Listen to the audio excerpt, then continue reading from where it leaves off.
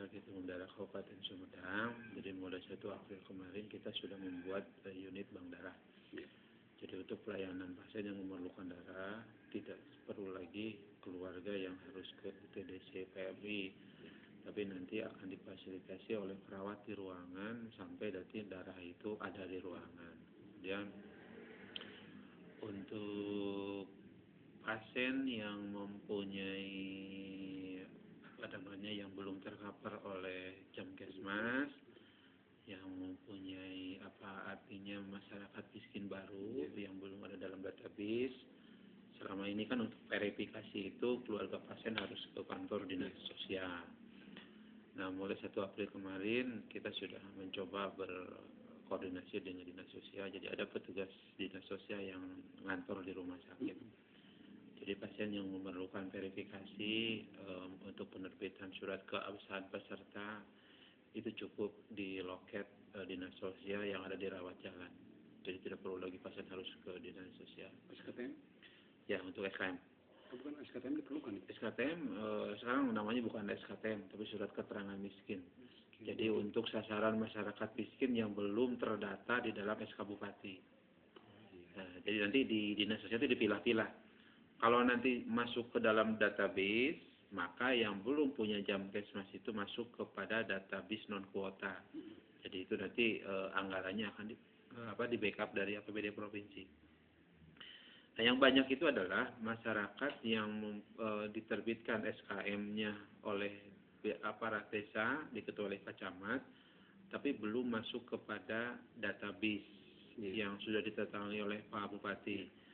Nah, menurut aturan yang ada sebetulnya kalau ada kasus seperti itu harus di backup dari dana APBD Kabupaten.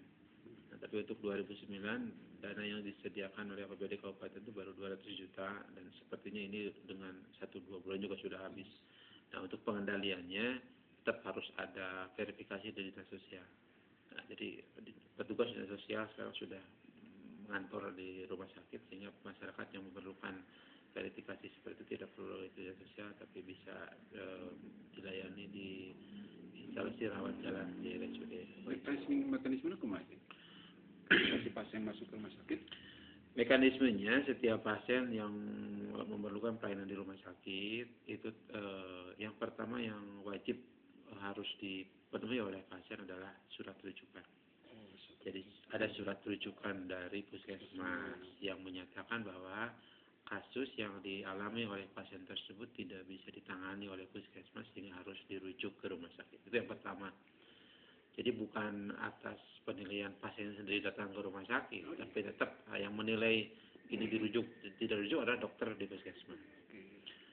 Pertama. Yang kedua adalah keabsahan yang bersangkutan sebagai masyarakat miskin.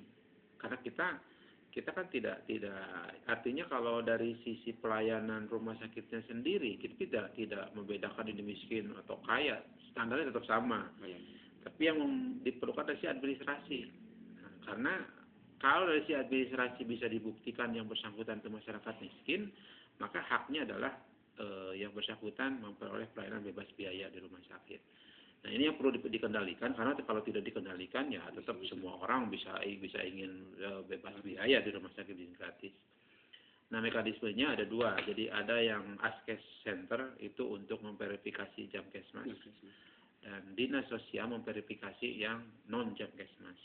Nah, untuk non Jamkesmas itu pengendaliannya sebetulnya betul-betul ada di kepala desa. Jadi desa yang betul-betul mengetahui masyarakat itu miskin atau tidak miskin berdasarkan 11 kriteria dikeluarkan oleh BPS. Nah, kemudian setelah dengan segala konsekuensinya kepala desa mengeluarkan SKM tersebut, artinya manakala nanti kalau dari auditor baik itu inspektorat inspektorat kabupaten, inspektorat provinsi ataupun dari BPK melihat ketidaksesuaian dengan sasaran, maka nanti yang harus mempertanggungjawabkan dari sisi kapasitas adalah kepala desa. Kalau kita sih tidak bisa sampai sejauh itu, jadi kita hanya sebatas melayani dari sisi aspek medisnya.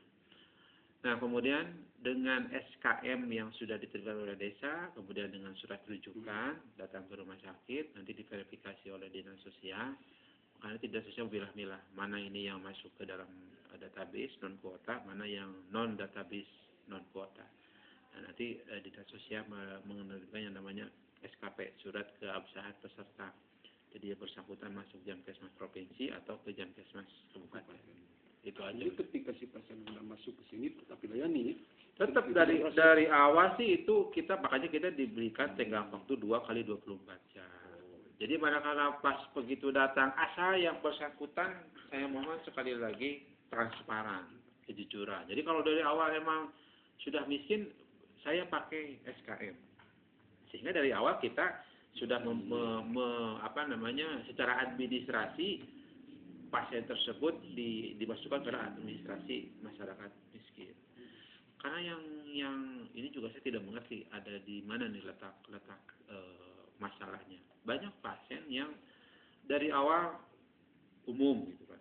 Oleh saya pasien umum, apalagi kalau ada yang kelas 2, ada yang kelas 1. Begitu sudah mau pulang penyelesaian administrasi, saya miskin. Nah, itu yang kadang-kadang kita sulit atau bingung mengantisipasinya seperti apa sih administrasi. Jadi kalau dari sisi paket pelayanan tidak ada beda-beda deh. Mau miskin, mau non miskin, mau askes sosial, itu askes PNS kan standarnya sama. Tidak ada pembedaan. Hanya dari sisi administrasi aja yang beda. Jadi tidak usah ada khawatir seolah-olah kalau dari awal menyatakan diri masyarakat miskin atau saya pakai askes, seolah ada di nomor 2 kan dari sisi pelayanan, itu tidak ada. Standar pelayanan kita satu sama. Mau di kayak di pelayanan dari sisi medisnya, baik yang di Papiliun maupun di kelas 3 sama pelayanan. Yang membedakan dari fasilitas saja. Kalau di Papiliun kenapa lebih mahal? Karena di situ tempat tidurnya beda, ada TV, ada kulkas, kan seperti itu, dirawatnya di kamarnya sendiri. Tapi kalau di kelas 3 karena namanya kelas 3, jadi di situ fasilitasnya satu kamar mungkin berempat gitu kan. Tidak ada TV kan, seperti yang beda kan hanya itu aja. Kalau dari sisi aspek pelayanan medisnya sama tidak ada beda. Dokter yang meriksa itu juga, cara meriksanya sama juga, tetap pakai stetoskop kan seperti itu. Dan kembali ke masalah darah itu ada tambahan biaya nggak? Darah itu tidak ada tambahan biaya, jadi sesuai dengan dari PMI itu penggantian biaya pengolahan darah, BPBD disebutnya biaya penggantian pengolahan darah itu 200.000. Tidak ada tambahan. Kalau beli kemarin tetap harga itu.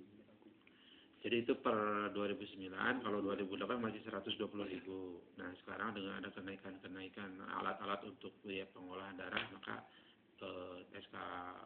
SK Gubernur sebenarnya 250.000. Tapi Pak Bupati belum menerapkan sesuai dengan SK Gubernur, jadi SK Bupati 200.000 untuk di Sumedang juga.